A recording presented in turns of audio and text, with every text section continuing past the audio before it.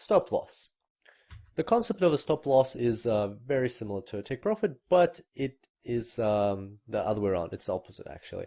So this is our market movement. We enter into a buy order, and we can embed a stop loss with our buy order. So it's an additional order in the Forex market, but it is linked to our buy order. So basically what it means is if the price was ever to go and reach this red level or go below it, then the buy order has to be automatically closed. So that kind of saves you the trouble of monitoring the market and always worrying and checking if the price has gone down, because you put this rule into your buy order, and as soon as this condition is met, your buy order will be closed. So this is the market going down against us. So we were thinking it was going to go up, but actually went down. And then bam, price crosses our stop loss and the order gets closed.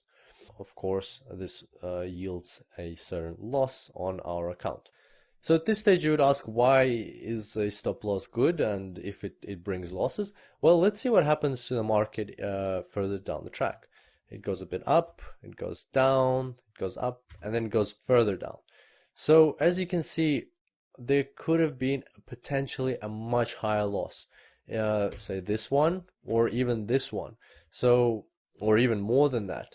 And so it's better to control your losses and exit according to your trading strategy, and exit on time rather than overweight and bear a very high loss. So smaller losses are much better than bigger losses, and that's where your stop loss comes into play. It helps you exit the market, because what we're doing in trading is we won't always win in all of our trades. There will be losses. Inevitably, there will be losses on the account. And it's all about managing those losses, managing those risks, and getting out of the market on time. And that's where your stop loss will help you control the losses on your account. It's a very important feature, and I highly recommend to always set a stop loss for any of your orders. Let's look at a stop loss for a sell order. So a sell order, we're anticipating a downward movement in the market. We can set a stop loss which has to be above the entry price, and that's because when we anticipate a downward movement, we will only lose if there's an upward movement. So let's see what happens in the market. The price goes a bit against us and goes kind of in our favor, but then it crosses our stop loss, and unfortunately there's a small loss on the account. Let's see what happened to the price going forward. Went up, went even further up. So if not for our stop loss, we could have closed the order there, or we could have even closed it there, and that would have been a much greater loss on the account. So as you can see, stop losses, even though they bring losses to the account, but they are very useful and very helpful in controlling your risks and managing any potential losses on the account.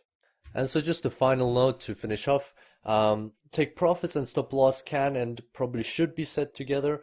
As I said, I recommend always setting a stop loss, and you can combine it with a take profit if you like. You can set both of them and attach them to one order. Finally, a word of caution.